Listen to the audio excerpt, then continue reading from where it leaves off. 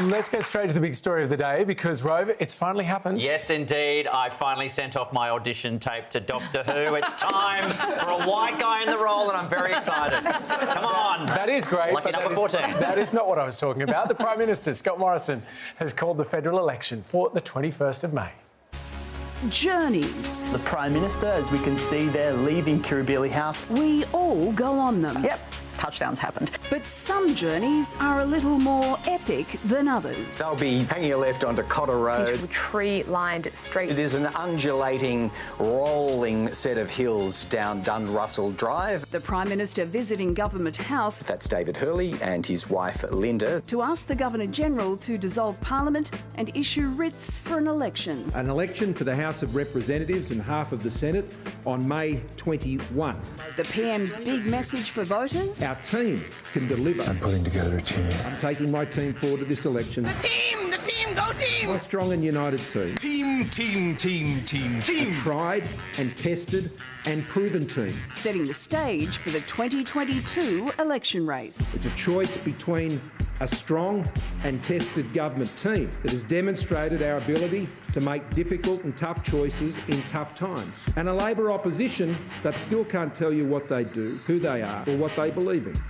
Opposition leader Anthony Albanese started his day a little differently at Sydney's Easter show. Not even a week old, so they don't get to vote yet. But this afternoon, he hit the stage. This election will determine whether we can come together to build a better future. And while he too put emphasis on the we, I ask for your support for my team. there was a quick reminder about who he is. I grew up not far from here, in Sydney, in public housing, the son of a single mum. That experience of overcoming adversity took me into politics, and it's what drives me today. So as an epic 41 days of campaigning kicks off, I get it that people are tired of politics as we go into this election. grab yourself another coffee and strap in. In the words of the great Ramones, hey ho, let's go. Hey, oh, let's go! Well, the Finance Minister, Simon Birmingham, joins us now. Senator, the Prime Minister is saying the government hasn't been perfect. Why are you acknowledging this now when there's an election, when you've been denying these stuff-ups as they've unfolded over the past few years? Hamish, we've faced the most remarkable three-year period for the world, a global pandemic, now war in Europe, the natural disasters that have hurt so many Australians. It's been a really difficult time and nobody was going to get every single call right. But what Australians can see is that our plan is working. We've got record numbers of Australians in jobs, 1.7 million more than when we were first elected. We've got unemployment headed to a 48-year low, or at a 48-year low of some 4% and going lower. And so this is a real demonstration of the fact that our plans that we've pushed through as a country together have actually delivered the outcomes that are mattering for Australians in terms of lower taxes, more jobs, more opportunities, and that enables us to fund and invest in the type of services that are so essential to Australians and into our defence forces that are so important in these uncertain times. Well, Scott Morrison says no one knows who Anthony Albanese is, criticising his lack of experience. If your government is doing such a great job, why make it personal?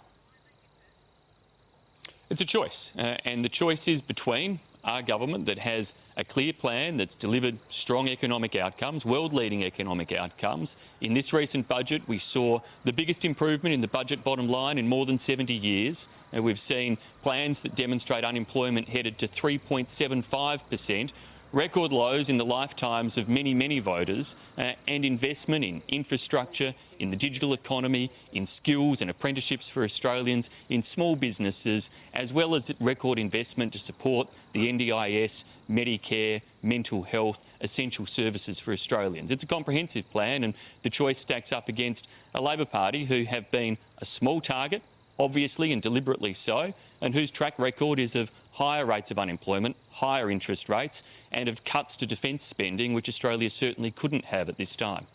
Minister, the PM has been dogged by allegations of lies right throughout his prime ministership, and today we heard him declare that the disgraced Alan Tudge is still in cabinet, despite telling voters that he'd been moved to the backbench weeks ago.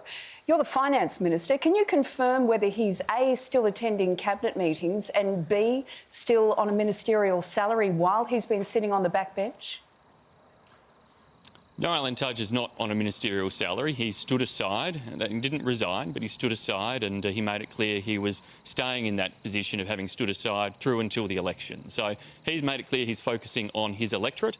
For us and for the government campaigning, the focus is on the Australian people, and that's where the choice really lies for Australians about their jobs, their taxes, their lives, and our track record is one of keeping their taxes as low as possible, creating more job opportunities for them, creating an environment where we've got more with home respect, ownership. Senator, I think you've made a couple of those points already.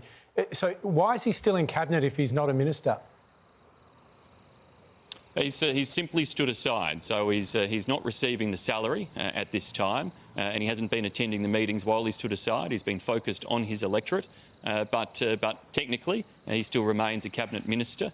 Now all those matters will be resolved in terms of the future ministry if we are re-elected, as they would for any Prime Minister. But I think the focus for Australians over the next 6 weeks shouldn't be about us. It's about them and the policies that impact on them, and we'll continue to build on those plans that have driven home ownership rates up in Minister, Australia in terms of support we've still got to go back to this point that a lot of people are perplexed by. Scott Morrison said that he had asked Alan Tudge to step down from the Cabinet and that Tudge had agreed. So why is he still in the Cabinet?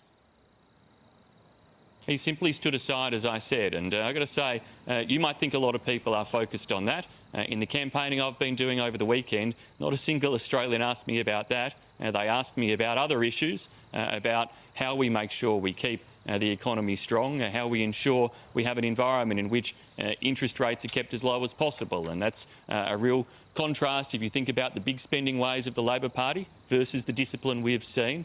A budget recently that improved the budget bottom line by $103 billion, the biggest improvement in some 70 years, and a demonstration that we can simultaneously deliver cost of living relief through petrol price cuts by reducing excise, investment into the future through our record investment in infrastructure, in skills and in the essential parts of the economy, but also repair the budget from the enormous shocks it's faced from COVID-19 that, in Australia's case, though, we've withstood better and we still have a AAA credit rating, one of only 9 countries in the world to do so. That's what a good plan and competent management delivers, and that's what we want to fight this election on. Well, it's going to be a busy 6 weeks for you, Simon Birmingham. Thanks for your time tonight. Thanks, guys. My pleasure.